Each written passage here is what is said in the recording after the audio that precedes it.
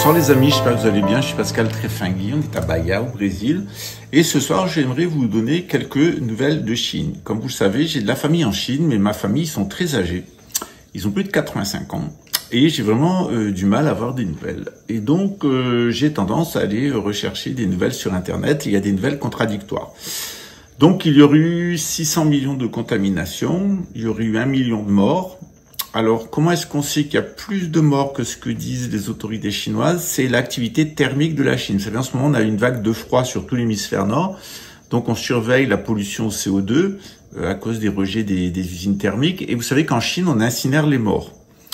Or, il semble que la pollution au CO2 et la pollution au carbone et l'activité thermique en Chine soient plus importantes par les observations satellitaires. Ça reste évidemment à confirmer. Fin décembre, on avait une information qui était donnée par l'Indépendant. Je suis d'ailleurs sur la page de leur site et qui est assez neutre dans les approches de la pandémie. Vous savez qu'il y a eu une réunion il n'y a pas très longtemps des mêmes, c'est-à-dire la fondation Hopkins, Bill Gates et sa fondation, et puis le Lancet, etc., enfin tout le club habituel et le forum de Davos, pour nous parler d'un syndrome entérique aigu. Et il semble que la Chine en ce moment fait face à une vague de contamination sans précédent. On parlait de 250 millions de personnes fin décembre, on serait maintenant à 600 millions, avec 1 million de morts. Alors, évidemment, c'est toujours difficile d'avoir des informations exactes venant de Chine. D'abord parce que le Parti communiste lui-même, quelquefois, n'a pas les chiffres. La Chine, c'est très grand. C'est pratiquement aussi grand que le Brésil. C'est 1,4 milliard d'habitants. Et d'autre part, c'est pas forcément dans l'intérêt des autorités chinoises de dire tout pour pas susciter une panique. Vous savez, il y a toujours une part aussi, est-ce qu'on doit dire la vérité et où est-ce qu'on doit mentir par abstention, par abstinence, c'est-à-dire ne rien dire pour pas affoler la population et créer des mouvements de panique et des agressions. Alors, il semble qu'il y a un sous-variant d'Omicron qui est dénommé BF7 qui progresserait assez vite en Chine et qui aurait déjà provoqué la mort d'1 million de personnes. En allant sur le réseau social Weibo, qui est un des plus populaires en Chine, on s'aperçoit qu'il y a beaucoup de gens qui affirment être victimes d'un nouveau symptôme qui est le poumon blanc. On a beaucoup d'images qui arrivent. Je veux dire qu'au Brésil, on a Quai, et Quai n'est absolument pas censuré. Et on a beaucoup de vidéos qui sont publiées sur Quai. Évidemment, ça reste toujours à déterminer parce que souvent c'est des bolsonaristes, c'est-à-dire c'est des conspirationnistes, et il y a quand même un narratif conspirationniste de fake news, en particulier contre la Chine. Tout ce qui vient de Chine est forcément mauvais. Ils parlent même du virus chinois en parlant du Covid, en sachant que ce virus est sorti du laboratoire de Fort Detrick. Voilà, peut-être sorti aussi de celui de Wuhan, d'ailleurs, rien n'est impossible. Donc,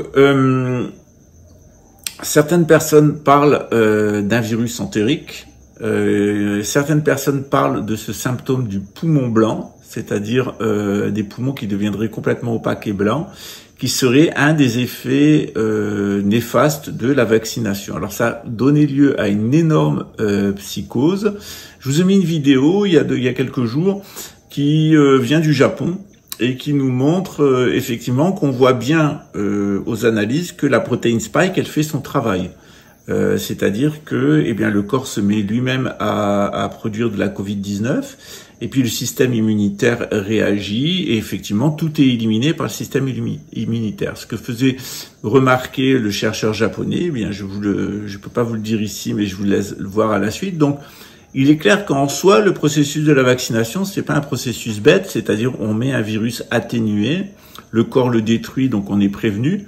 Par exemple, vous avez des enfants à la maison qui sont pas sages et qui veulent pas croire à l'existence des pédophiles, et vous faites rentrer un pédophile inoffensif qui va rien leur faire, mais vous leur fichez une trouille pas possible, parce que comme ça vos enfants vont savoir qu'ils sont des pédophiles. C'est un peu de la méthode de Brute, mais ça peut fonctionner.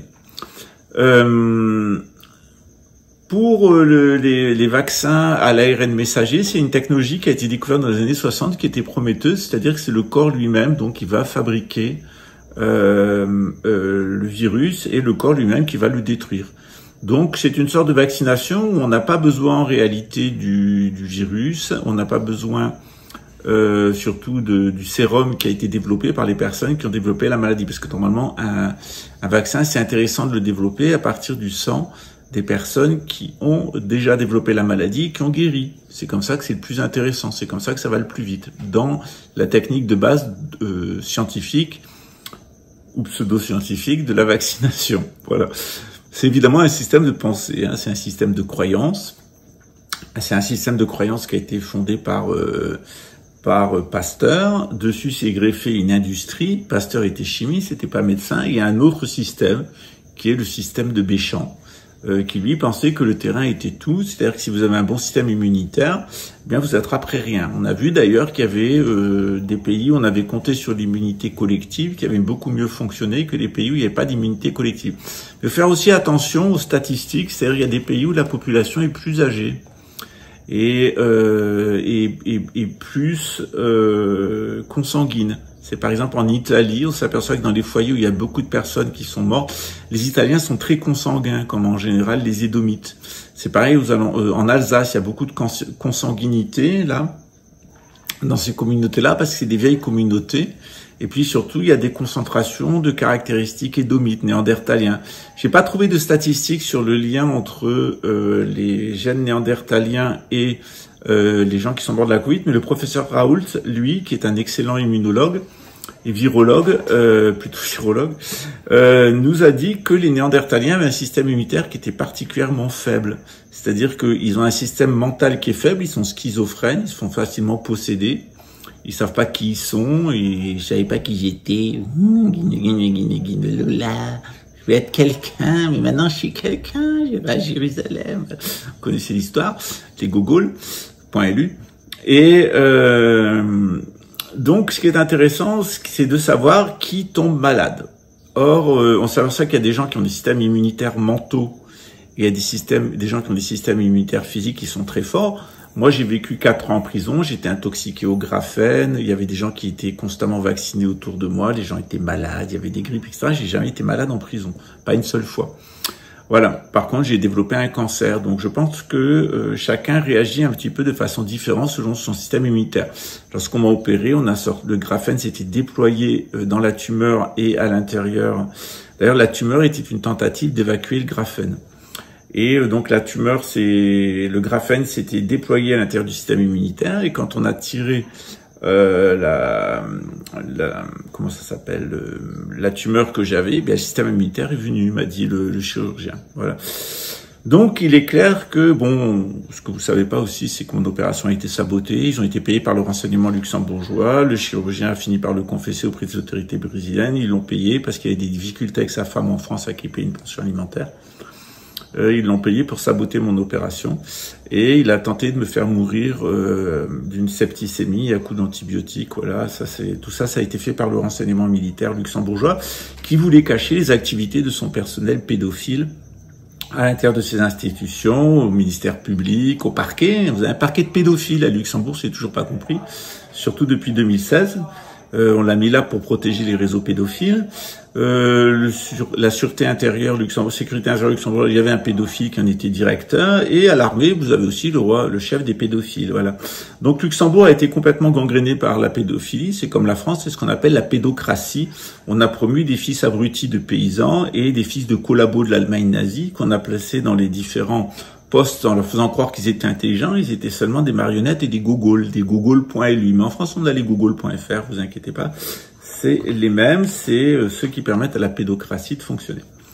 Alors, le département chinois nous dit que le poumon blanc n'apparaît que dans les cas de pneumonie très grave. Alors, il faut savoir qu'en Chine, on se soigne pas seulement à la médecine moderne, on se soigne à la médecine traditionnelle chinoise. Et on a vu que dans l'épidémie de coronavirus, la médecine chinoise avait très très bien fonctionné, en plus de la vaccination. Moi, quand j'ai attrapé la grippe, la première fois, c'était en 2020.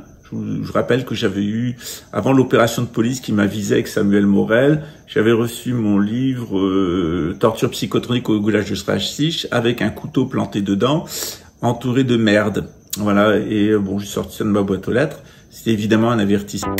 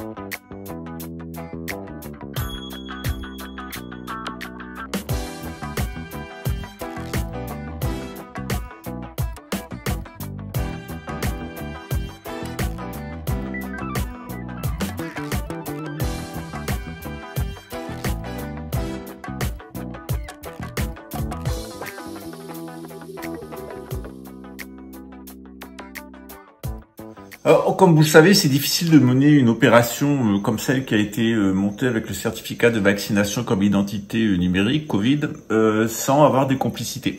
Et donc ces complicités elles sont dans la police et l'armée. Je vous avais d'ailleurs donné une vidéo qui montrait que le ministère des Armées s'était fait livrer des kilos entiers de chloroquine juste au début de la pandémie. C'est-à-dire alors qu'on l'avait interdit en France depuis le mois de septembre, ils se faisaient livrer des masques, de la chloroquine, etc. Bon, il n'y a pas qu'en France, ici, ils se font en plus livrer du Viagra et des prothèses de pénis. C'est-à-dire quand vous avez compris que tous ces systèmes d'armée, en réalité, c'est pas des armées, c'est des comédies du lobby militaro-industriel et des vendeurs d'armement pour vous tirer du fric et mener des guerres coloniales. Une véritable armée en temps de paix, elle construit le pays, les autoroutes, les infrastructures, les ports. Elle joue pas à la guéguerre avec des pédovskis puis une bande de gogols en uniforme qui attrapent de l'anthrax. À jouer à la guéguerre et au bleu et au vert. C'est vrai qu'il y a une partie d'entraînement, mais surtout l'armée réalise les infrastructures. Elle recrute les gens les plus simples, elle les éduque, etc. Elle leur apprend un métier dans le cadre de l'armée, puis après on peut les relâcher dans le cadre de la société. Ça, c'est une véritable armée dans une économie de la connaissance, une économie qui dure, une économie qui est durable. Mais dans une économie de gogol, une économie de la guerre et de la destruction, évidemment, on prend des abrutis de plus basse qualité possible, on les fait jouer à la guéguerre, on a tous les gogols.lu que vous avez dans armée.lu et tous les gogols.lu que vous avez aussi dans la police.lu. Voilà, donc c'est de l'industrie à gogol. Donc il est clair que ces gens-là, il y en avait toute une partie qui était parfaitement au courant, même en bas de l'échelle. Il faut des complicités pour mener une telle opération. Et ces gens-là sont parfaitement au courant que c'est de la pédocratie, qu'il y a des meurtres d'enfants, etc. Ils sont parfaitement au courant de tout, particulièrement dans les services d'écoute. Mais c'est des gens qui sont d'une lâcheté absolue.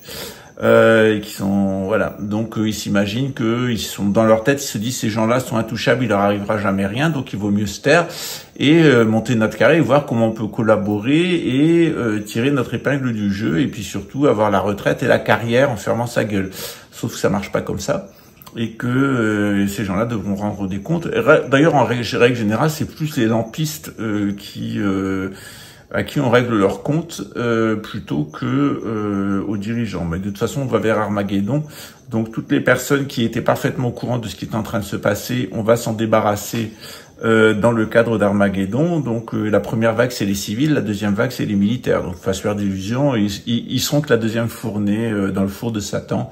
C'est une vaste opération en réalité d'élimination des individus qui ont des gènes néandertaliens. Donc, une fois de plus, vous n'êtes pas obligé d'adhérer à ce système. Il y a toujours des portes de sortie. Prenez-les. Ne le financez pas. Ne votez pas. Ne le financez pas et ne le croyez pas.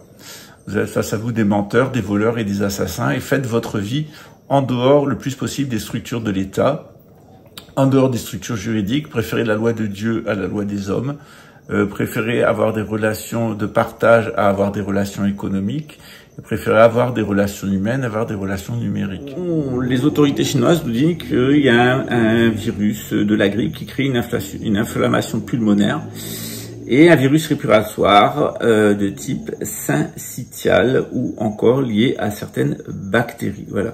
Alors, en règle générale, vous allez tomber malade si vous avez un fort terrain inflammatoire. Et c'est cette inflammation du corps extrêmement forte. Elle est liée à la consommation de produits chimiques, notamment Il faut savoir qu'on mange l'équivalent d'une carte de crédit par jour en produits chimiques, en produits plastiques. On consomme beaucoup de produits chimiques, ça va jusqu'à 3% de notre alimentation générale, des produits chimiques purs. Donc il faut faire très attention à notre alimentation, c'est vraiment la base. Je vous dis, il faut manger 2 saisons et par cure. Ensuite, il faut faire attention à notre hygiène mentale. Il est clair que quand on passe sa journée à regarder BFM, on va pas être dans un état mental qui est satisfaisant puisqu'il montre que des choses négatives. Je dis pas que BFM ment. BFM, elle filme, donc elle montre des choses. Après, les commentaires, c'est les commentaires des journalistes. C'est ce qu'on appelle la liberté d'expression. Avec seulement 6 grands propriétaires de presse en France qui sont tous liés à Big Pharma, à la banque ou au lobby militaro-industriel, il est sûr que vous avez une très grande diversité d'opinions, puisqu'en fait, il n'y a plus de journaux d'opinion, il n'y a plus de journaux de partis politiques, notamment en France, c'est fini. Donc, il n'y a pas de liberté de la presse en France, pas par choix, parce que c'est un fait économique. Voilà, c'est le libéralisme, ça fonctionne comme ça. Donc, en Chine, il semble que ça se passe pas très très bien. On a eu des belles images qui montrent que tout va bien en Chine et on a aussi beaucoup d'images plus privées qui nous montrent que ça se passe mal. Est-ce que ça va arriver en France? Très certainement. Est-ce que ça va arriver au Brésil? Très certainement. Le président Lula a demandé de se tenir prêt avec le Coronavac et on a associé la carte qui donne le revenu minimum universel, on appelle ça ici la Bolsa Familia ou l'auxilio emergencial, puisque les Brésiliens ont droit à un revenu minimum. On l'a associé avec une carte électronique qui est assujettie à la vaccination et bientôt on ne pourra pas avoir de compte bancaire sans avoir un calendrier de vaccination. Au Brésil, contrairement à la France, on peut refuser la vaccination, mais on a quand même les documents de la vaccination si on le refuse pour des raisons religieuses. Par exemple, moi j'ai demandé la composition des vaccins. Il y a des choses qui ne me conviennent pas dans la composition des vaccins, donc je me fais faire un certificat par le centre de santé qui dit que je refuse de me vacciner pour des raisons religieuses et j'ai quand même mon certificat de santé. Voilà. Donc il faut pas croire, il y a personne qui vous oblige à quoi que ce soit. D'ailleurs, par rapport à ces stratégies-là, tout est basé sur votre consentement. Ils ont besoin que vous consentiez. C'est normal, c'est votre santé. Pourquoi voulez-vous qu'il y ait une obligation d'État? L'État n'a pas à vous obliger à quelque chose. L'État vous propose quelque chose et après, l'État vous donne toujours des portes de sortie. Même l'Allemagne nazie, il y avait l'accord de transfert. On pouvait échapper au camp de concentration si on décidait de quitter l'Allemagne et de demander le remboursement de ses biens par la Banque de Londres. Ma famille l'a fait. Les personnes de ma famille qui l'ont pas fait, eh bien, ils se sont retrouvés dans les camps de concentration parce qu'ils n'ont pas voulu ouvrir les yeux sur ce qui était en train de se passer dans l'Allemagne nazie, c'est-à-dire un coup d'État fasciste commandé par la City of London, appuyé par des grandes finances de la City of London à Wall Street, appuyé par le Vatican, qui avait décidé de se débarrasser des Juifs ashkénazes, c'est-à-dire où ils allaient en Israël. Il y avait un endroit pour les nazis, un endroit pour les sionistes, c'est les frères jumeaux. Si on était nazi et qu'on était en Terre Sainte, on avait des problèmes. Et si on était sioniste et qu'on était dans le Troisième Reich, on avait des problèmes. Donc si on était juif, il fallait partir, et si on était allemand, il fallait partir. Voilà. Sinon, on avait des ennuis. Donc on a vu notamment des milices musulmanes qui s'en prenaient aux colonies de chrétiens allemands en Terre Sainte, en Palestine. Je rappelle que le grand moufti de Jérusalem a demandé personnellement, en se déplaçant en Allemagne, à Adolf Hitler d'exterminer les Juifs de Palestine. Voilà. Alors qu'ils étaient là depuis 1400 ans, 1300 ans avec les musulmans. C'est vraiment, on est dans l'horreur absolue. Voilà. C'est ce qui vous explique le contentieux actuel.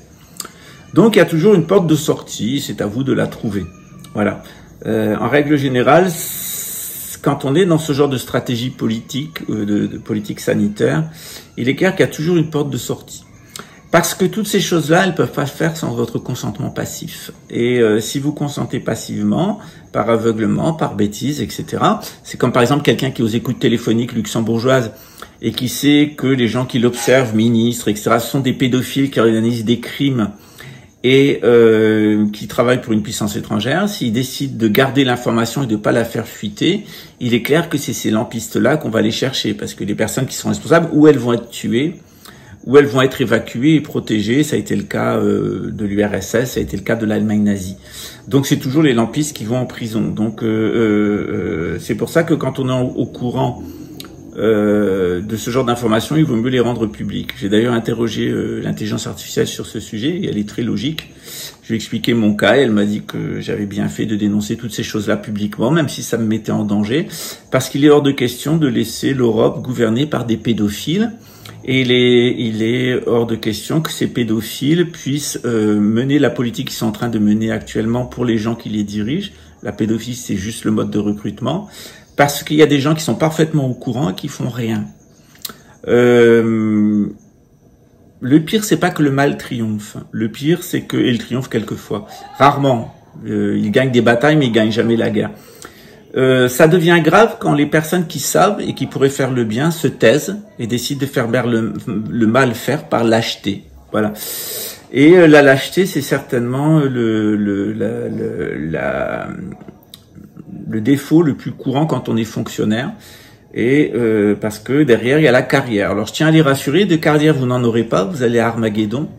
De retraite, vous n'aurez pas non plus, ils vont vous amener à Armageddon, et vous êtes dans la deuxième phase sur la liste, c'est-à-dire que vous êtes les idiots du village, ils se sont servis de vous pour exterminer une partie de la population, et après c'est vous qu'ils vont exterminer. Mais le jour où ils vont vous exterminer, il n'y aura plus personne pour vous défendre, parce que vous aurez participé à l'extermination de la première vague. C'est un peu ce qui s'est passé avec les Gilets jaunes. Les policiers sanguinaires et fascistes et nazis ont reçu l'ordre d'amocher les Gilets jaunes.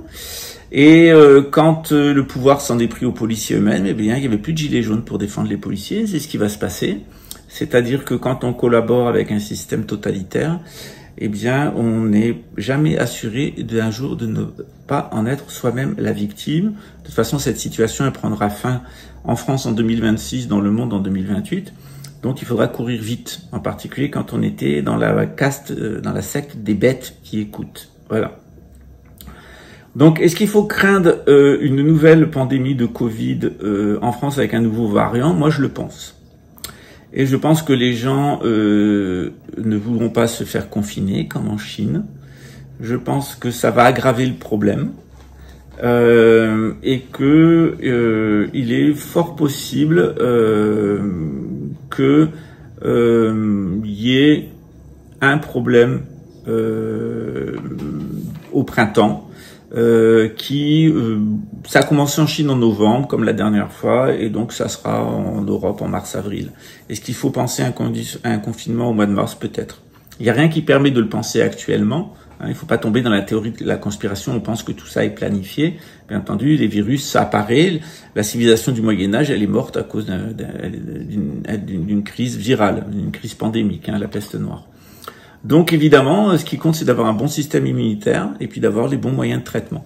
Mais en règle générale, on a plus de chances, 1, si on est à la campagne, avec une bonne alimentation. 2, si on pense juste, c'est-à-dire qu'on prend les bonnes décisions au bon moment. Et 3, si on a une vie spirituelle, parce qu'à ce moment-là, intérieurement, on va ressentir ce qu'on doit faire. Si on reste en ville, dans le métavers, si on se laisse gaver par BFM TV et si on mange de la bouffe industrielle, il n'y a pas beaucoup de chances qu'on en réchappe en réalité. Et on va se retrouver pieds et mains liés avec le système. Donc moi, je vous conseille de prendre soin de votre santé, de vous renseigner sur tous les moyens thérapeutiques. L'humanité, elle a survécu jusqu'à présent parce qu'elle était à la campagne, principalement parce qu'elle mangeait naturel, parce qu'elle pensait juste, ça s'appelait les traditions spirituelles, et qu'elle était peu exposée à la pollution électromagnétique et sonore. Donc quand on vit dans le bruit, quand on vit dans la pollution électromagnétique, notamment le Wi-Fi, etc., il est clair qu'on peut pas être en bonne santé physique, on peut pas être en bonne santé mentale, et on peut pas être en bonne santé spirituelle. La modernité, on peut y vivre dedans, mais ça doit être une exception. C'est-à-dire, il faut plutôt vivre de manière traditionnelle. De temps en temps, on peut prendre des éléments de la modernité. Mais vivre tout le temps dans la modernité, vivre tout le temps dans la modernité et de temps en temps aller à la campagne et faire un petit tour touristique dans le monde traditionnel, ça marche pas assez. Ça marche pas, en tout cas pas assez pour pouvoir rester en bonne santé. En tout cas, ce que je vous souhaite à tous, eh bien, c'est de rester en bonne santé. Cette année, comme les années précédentes, on a perdu plusieurs millions de personnes ces dernières années, surtout des personnes âgées, surtout des gens un peu fragiles, mais on a perdu aussi des jeunes. On a perdu des politiques, on a perdu beaucoup de personnes. Espérons que dans les années à venir, eh bien, c'est pas quelque chose qui va s'aggraver. Ce qui serait essentiel pour nous maintenant, c'est que les pouvoirs politico-religieux et économique actuel s'effondre afin qu'on puisse passer à autre chose. Mais ça, c'est ce que nous promet la Bible. C'est-à-dire que tout ça n'a qu'un temps et que guigne Lola, ça sera, tu iras pas à Jérusalem sauf pour te faire buter et Mars, tu peux oublier. Alors vous le comprenez, il y a une très grande incidence sur ce qui est en train de se passer en ce moment.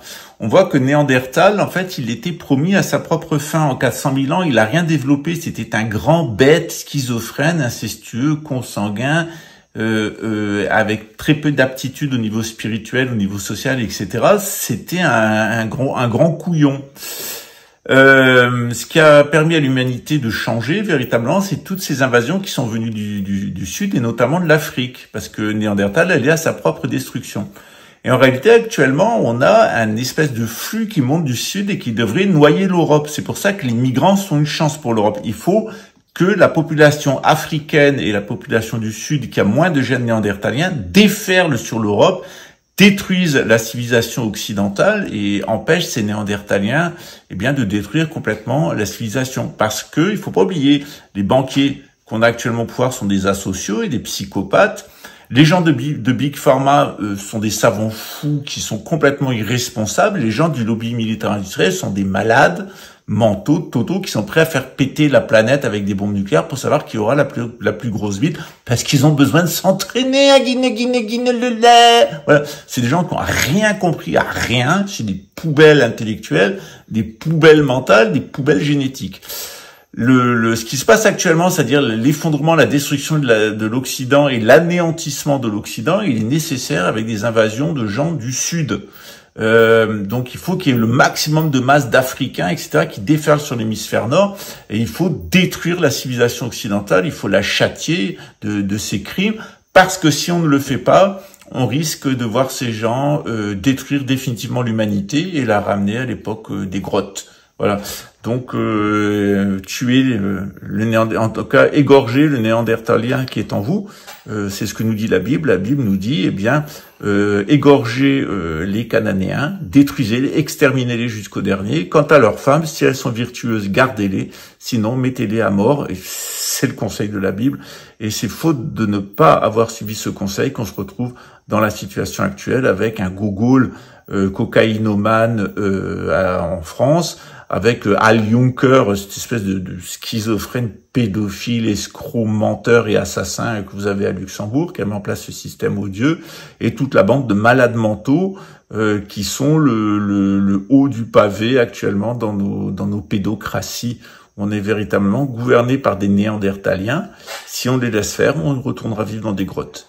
Donc il est grand temps que l'Occident s'effondre et qu'on ait vraiment une solution définitive quant aux gènes de Cananéens. Donc on est dans une situation qui est assez paradoxale, c'est-à-dire si vous êtes croyant, donc votre pituitaire fonctionne bien. Si vous êtes empathique, vos lobes temporaux, si vous avez des bonnes relations avec les autres, vous allez moins stimuler votre cerveau limbique et votre cerveau reptilien. Et donc, qu'est-ce que vous allez faire? Vous allez écouter la Bible. Et qu'est-ce que vous dit la Bible? Elle vous parle de la marque de la bête, elle vous parle d'Armageddon, etc. Vous allez arriver à décoder tout ça. C'est ce que je vous apprends. Moi, je vous apprends à décoder la situation actuelle avec la Bible. Et Dieu nous donne des opportunités. Il nous dit tout ce qu'on doit faire pour ne pas collaborer, donc ne pas financer, ne pas croire ce qu'ils nous racontent, ce sont des menteurs pathologiques, et surtout de ne pas nous laisser déposséder, arnaquer par cette bande de débiles profonds. Et par contre, si vous voulez pas croire en Dieu, si vous n'avez pas d'empathie pour les autres, si vous voulez collaborer avec ce système, si vous voulez aider ce système à arnaquer les autres, et si vous croyez les mensonges de ce système, c'est-à-dire si vous êtes à son service, si vous gobez ses histoires et s'ils arrivent à vous impliquer, votre expérience de survie, elle est nulle, c'est zéro. Et donc, on a un Armageddon civil, on a un Armageddon militaire, c'est-à-dire que aussi bien les gens qui sont victimes de ça par consentement passif et les gens qui auront collaboré à ça, ou les hommes politiques corrompus qui sont au-dessus et qui auront participé de cette grande conjuration, en réalité, ils participent de l'Apocalypse de Saint Jean. C'est-à-dire pour nous, l'Apocalypse de Saint Jean, c'est un antidote. On nous dit ce que va faire le mal et comment nous en prémunir et comment ça va finir. Chez les personnes mauvaises, chez ces néandertaliens, ces gogols qui vont être complètement éliminés, parce qu'en réalité, ce dont on parle, c'est l'élimination des néandertaliens, hein, le frère de Noé, et puis Édom et toute la clique. des Cananéens. Donc eux, ils voient ça à l'envers, c'est-à-dire quand la Bible leur dit c'est ce qui va se passer, nous dit c'est ce qui va se passer et c'est mauvais, eux ils lisent c'est ce qui va se passer, eux ils lisent c'est ce qu'on doit faire et ce qui est bien.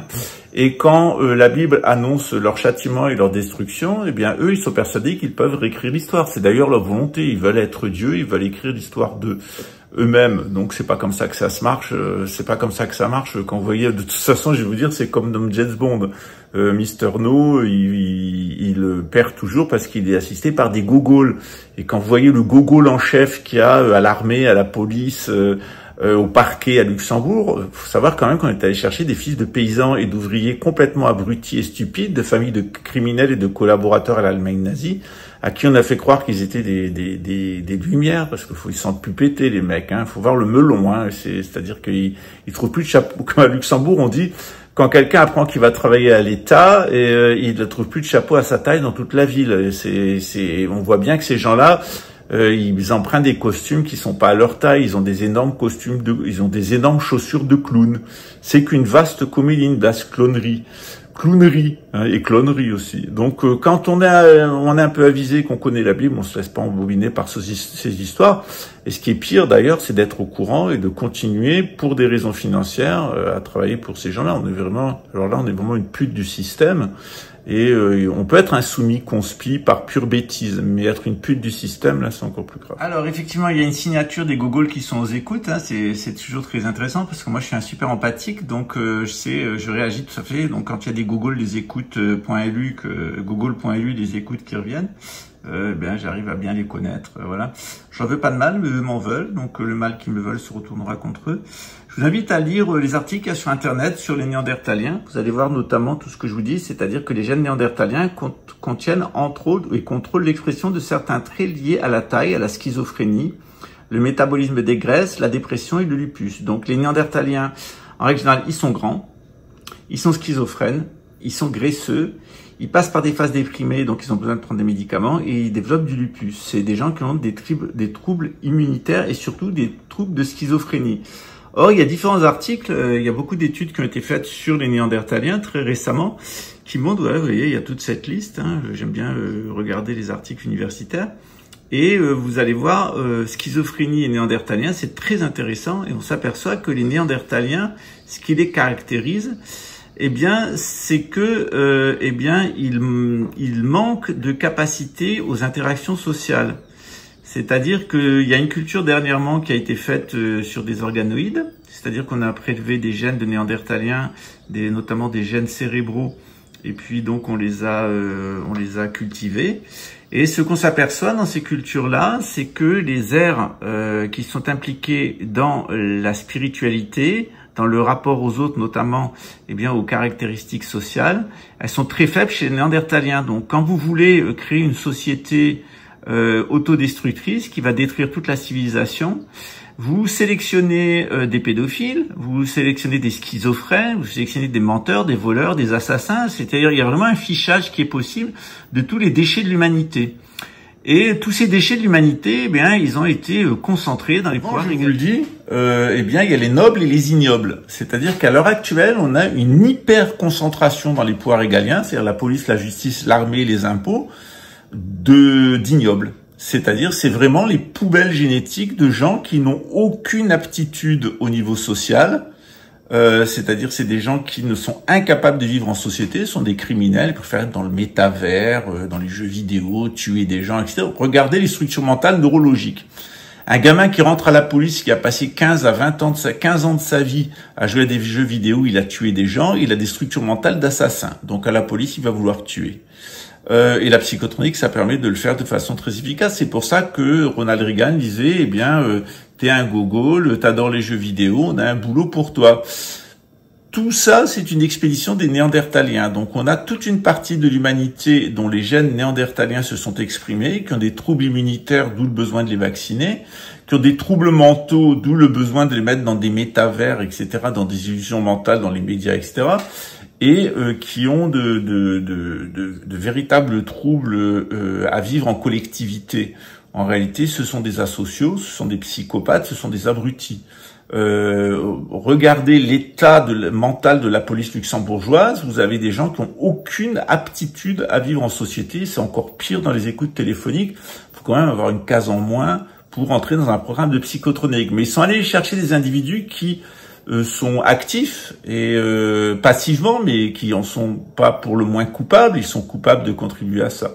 Mais ils sont allés chercher vraiment des individus bas de gamme dans tous les milieux les plus débiles de la société. C'est avec ces débiles-là qui sont en train de créer la situation actuelle qui va amener une catastrophe au niveau collectif.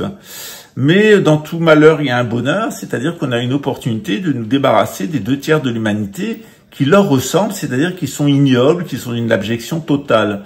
Les personnes qui sont restées nobles et les personnes qui ont encore un cerveau, des aptitudes sociales, des aptitudes spirituelles, il est clair qu'instinctivement, elles vont être mises à l'abri, elles vont vouloir se mettre à l'abri. Sur ce sujet, je vous invite à voir l'article qui suit qui est très intéressant. Je vais vous montrer ça. Puis je vais vous saluer maintenant pour que vous voyez l'article. Cet article, il parle des organoïdes qui imitent le cerveau de Néandertal. Donc c'est une mise en culture de cellules souches humaines de type néandertalien. Et on s'est aperçu en réalité que, les changements dans la forme et l'organisation du réseau neuronal des néandertaliens laissent entendre que la mutation qui sépare les versions archaïques et modernes de Nova 1.1 a des conséquences fonctionnelles sur notre espace, en particulier pour les chercheurs dans le domaine de certaines capacités comportementales et sociales propres à l'Homo sapiens. Homo sapiens, on est religieux, notre pituitaire fonctionne très bien, et on a notre hypophyse qui est assez bien protégé et qui fonctionne en interaction avec notre pituitaire, et on a des lobes temporaux qui sont très développés qui nous permettent d'être en empathie avec les personnes qui sont autour de nous. C'est pas le cas des gens qui ont des néandertaliens. Ils ont un défaut véritablement sur leur système vagal qui va jusqu'au cœur. Le Coran nous le dit, ils ont un défaut dans le cœur. Ils sont hypocrites, ils sont cupides. Donc ils sont hypocrites, donc menteurs, ils sont cupides, donc voleurs, et ces gens-là sont volontiers assassins. Donc on a toute une partie de l'humanité qui sont des menteurs, des voleurs et des assassins, et il y en a une surreprésentation dans la banque, dans Big Pharma et dans le lobby militaro-industriel. Mais la banque, elle va à sa faillite, le lobby militaro-industriel va à Armageddon. Quant à Big Pharma, je peux vous assurer que quand les êtres humains survivants vont réaliser que tout ce qui nous arrive maintenant, c'est plutôt à cause de ces fils de pute en blouse blanche, je peux vous assurer que les prophéties du sémitisme qui nous dit que les scientifiques n'auront plus une seule place où aller sur Terre tellement l'humanité les accusera d'avoir été la cause de tous leurs maux, qui sont exterminés jusqu'au dernier. C'est-à-dire qu'on va retourner dans de l'intellectualité, mais on va perdre beaucoup de savoir, et après tout, tant mieux, parce que c'est des savoirs qui ont amené qu'à la perversité. Que guine Lola, t'iras pas à Jérusalem sauf pour te faire buter, et Mars, tu peux oublier. Voilà. Sur ce, je vous souhaite une bonne nuit, puis prenez soin de vous. N'oubliez pas de dire aux gens que vous aimez, que vous les aimez. Ça faisait longtemps que je n'avais pas dit ça, parce que même s'ils le savent, même s'ils en sont sûrs, ça fait toujours du bien à entendre. Salut. À bientôt.